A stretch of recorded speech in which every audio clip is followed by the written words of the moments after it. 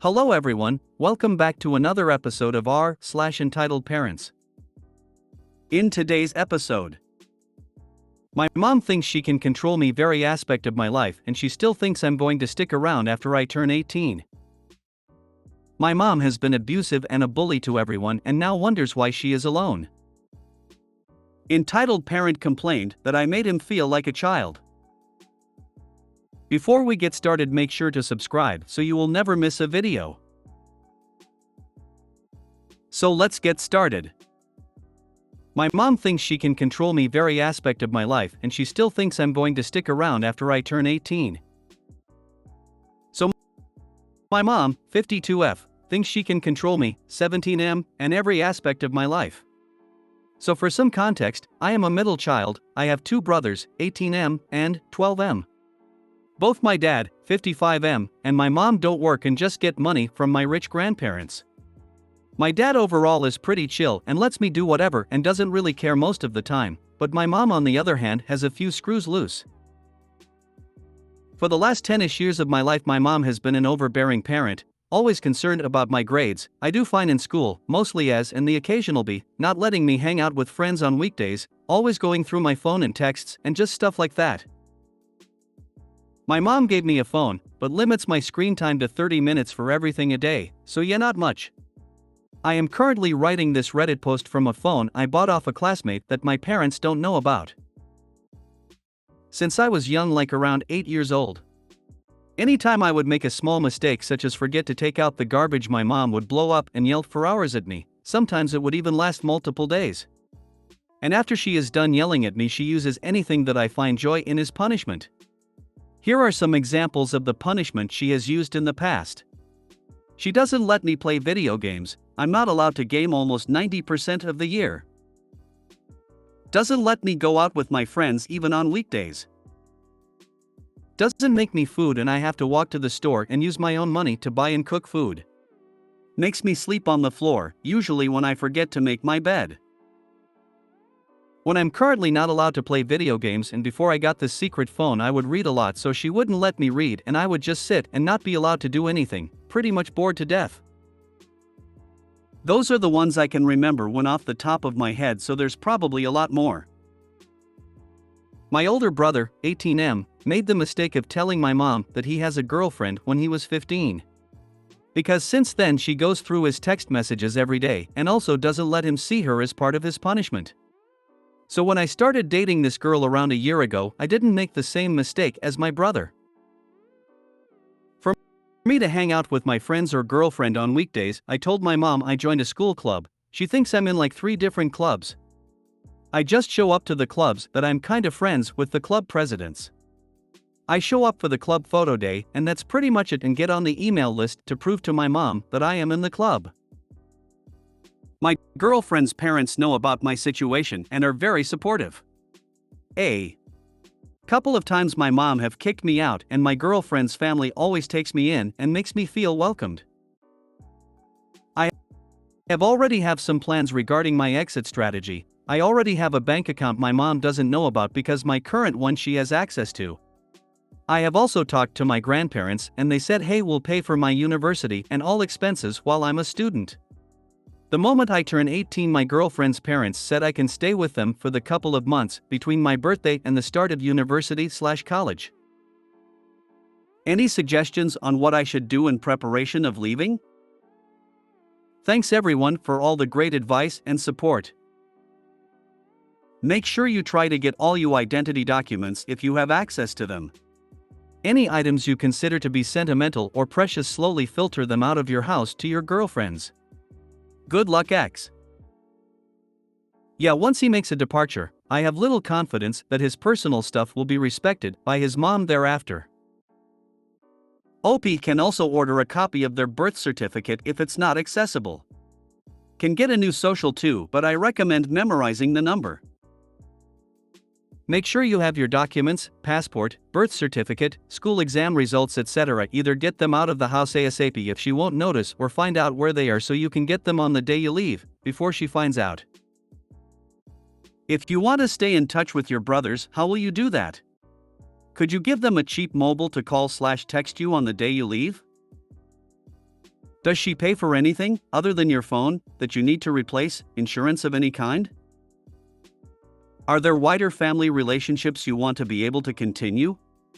Maybe a written list of addresses/phone numbers at your girlfriend's so even if your mom finds your hidden phone you can still contact people. Any possessions you want to keep? Anything especially precious can you smuggle out of the house beforehand? If she catches you packing, she might forbid you from taking anything with you. Do you have a plan for the actual day? All of the above, but also make sure you change all of your passwords and or switch email accounts and close down everything she has access to, if you can. If you can't change the passwords or close them down, make sure you write to the bank etc. and inform them of unauthorized access to your accounts, explain the situation and probably best to go into a branch in person, and ask them to change the passwords and forward all comms to your new address, and 2. Inform your school counselor/head of year about your new circumstances and the background. If your mother somehow manages to access your accounts, you don't want her messing with your university/housing applications. Good luck! Adding on to this, get two-factor authentication wherever possible, set up code words with banks and credit unions, and freeze your credit. She is obligated by law to provide food and shelter. Get it on record somehow that she isn't. Vodio, audio. Whatever. May I ask, what ethnicity are you op? I'm wondering, is this a cultural thing? Not excusing the behavior, but for example, I believe some Asian parents can be extreme in this manner. Tiger parents, I think it's called. Someone with experience with that could give you better advice than a general response. My mom has been abusive and a bully to everyone and now wonders why she is alone. I, 19F, have lived with my mother all my life but moved out a year ago due to multiple traumatic events in the past. As of last week, I got the official PTSD diagnosis for this and I plan to cut ties. She has never been the nurturing type and always just given me the bare minimum that I needed to survive. I'm talking, my friends had to teach me at 13 or so how to brush my hair and teeth, cause my mom couldn't be arsed to do it. They also had to explain things you usually learn in preschool that my mom also failed to show me, like not to hit or even touch other kids if they didn't want it. She left me alone for the first time when I was 6, overnight, and when I called crying 20 minutes after she left, my mom said that she would only come home if there was an emergency, and I was so scared to be alone I almost threw myself down the stairs on purpose so that she would come home. I chickened out and cried myself to sleep. The next day she said, "See, that went well, no need to be a baby about it," and from that point forward just expected me to be okay with her dipping whenever she felt like it. She said I looked like a Chinese prostitute because I had makeup on for the first time and the shade was too pale for me. She said that all the men would be looking at me in that way and that I would be a pretty sight/distraction for them. I was 12, and I was about to go to church for a ceremony.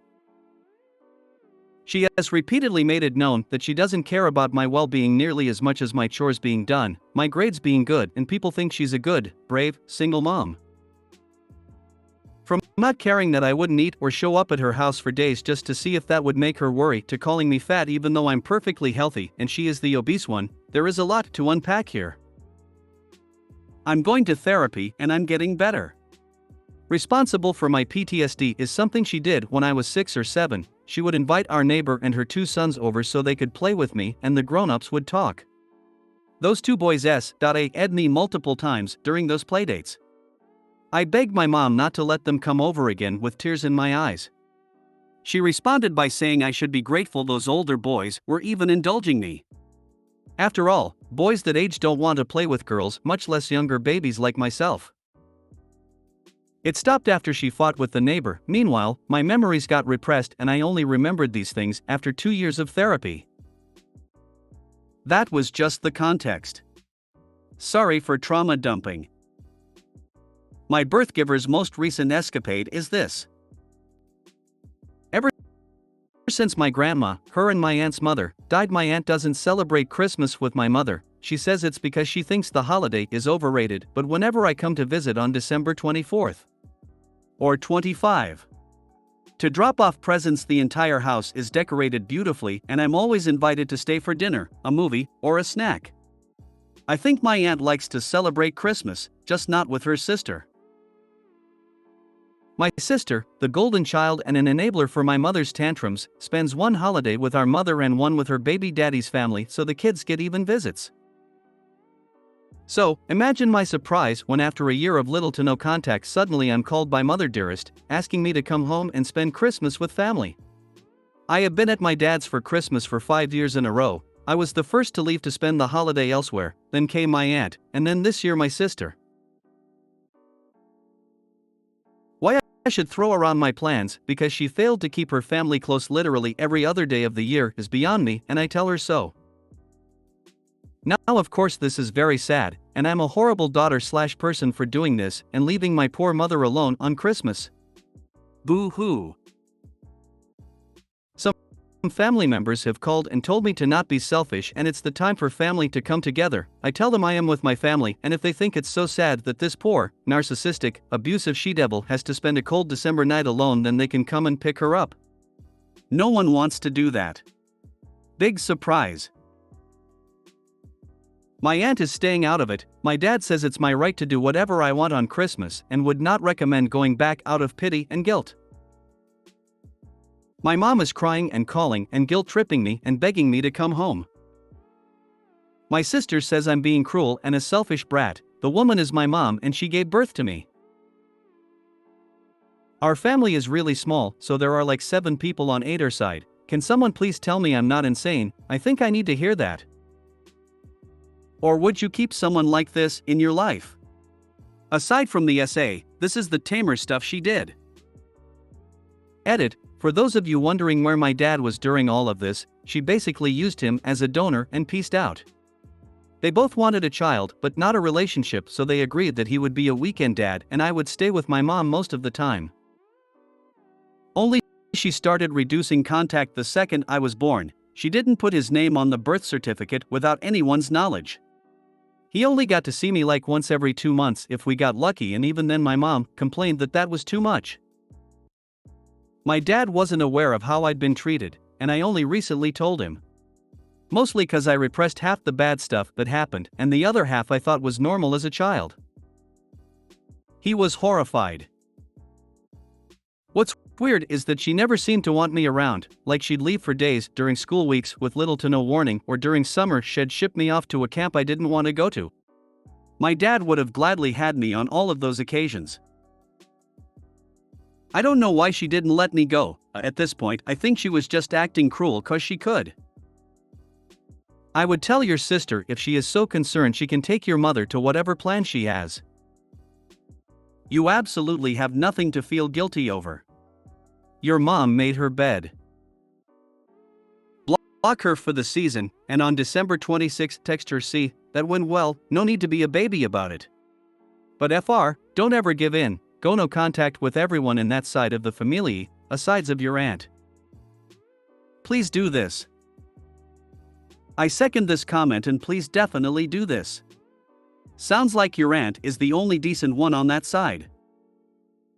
Tell your sister she's free to start going back since she had been going all this time.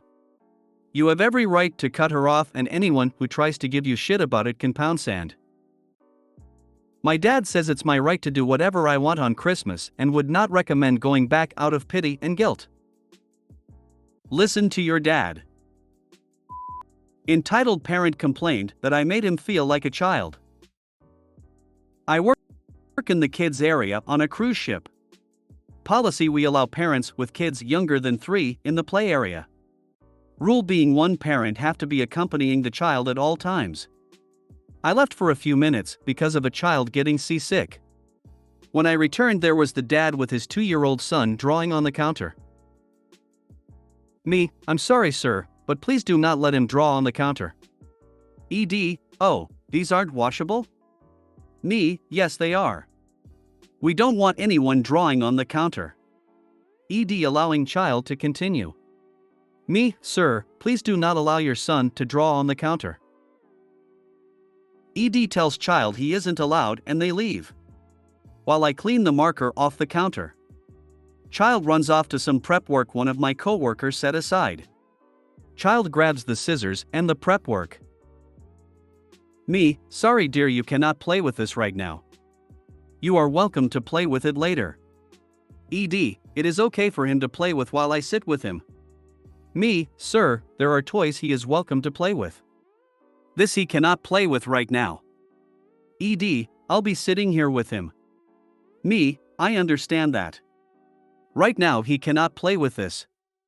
He is welcome to when my coworker has finished cutting everything. Now frustrated, do I need to pay for anything? Me, no sir. I'm just letting you know right now he cannot play with this. I thought my son was allowed to play with anything in this room. Manager, thank God for her, he can play with what is available to him. There are toys on the other side of the room he can play with. Sir, no need to pay for anything. Takes a plate of markers to one of the tables. I tell my manager I'm going to give him some paper, as I'm worried he would allow the child to draw on the table. Just as I got the paper, there he was sitting next to the child drawing on the table. Me, sir, here is some paper for your son to draw on. Please do not allow him to draw on the table. Takes the paper while telling his son he must draw on the paper, all frustrated. My manager give me a look of OMG. I went to go clean the room next door before returning. My manager informed me the ED asked for my name. He wanted to make a formal complaint against me for treating him like a child. My manager said the last straw was when his son opened the TV cupboard, started playing with the things in there, which is the Nintendo Switch, controllers, sound system, DVD player and games for the Switch. My manager informs him that is not an area for a 2-year-old child to play with. He was obviously not happy by that. His wife showed up during the time. They left just as I returned. The wife thanked us for everything. That was that. The washable marker I could get off the counter. Sadly, not completely on the table. If they don't want to be treated like a child, maybe they should start acting like a parent. If they wouldn't allow their child to draw on the counters and table at home, why would they allow it anywhere else? Respectfully, I see no indication in this narrative that this father does not allow this kid to draw wherever kiddo wants to draw at home. I don't want to see their kitchen, or their living room, or anything else inside their house. So Kevin has reproduced. Nice. For the marker on the table, try the Comet Cleanser that doesn't have grit in it. Start with as little as possible and a small amount of water, because it does have bleach in it. You might want to find an odd place on the table to color test it, too. My grandson wrote on a lovely counter with permanent marker, and this worked for me. It all came out. Some people. Not sure what you used for the marker, but a pre-K teacher trick, try shaving foam. Smear a bit of foam over the marker stains, then just rub it around. FYI, young kids love to do this, just tell them not to slap at it, because that makes it splatter. Let the kids experiment with it like they're finger painting. Keep going until the foam completely dissolves. You'll be left with a slightly oily residue that you can wipe off with whatever you usually use to clean the tables. This usually lifts any marker except permanent ones, crayons, and pencil marks. If it's a varnished tabletop, check a small area first. If you made it to the end of the video, thanks for watching. Don't forget to like, subscribe and share, and we will see you in the next video.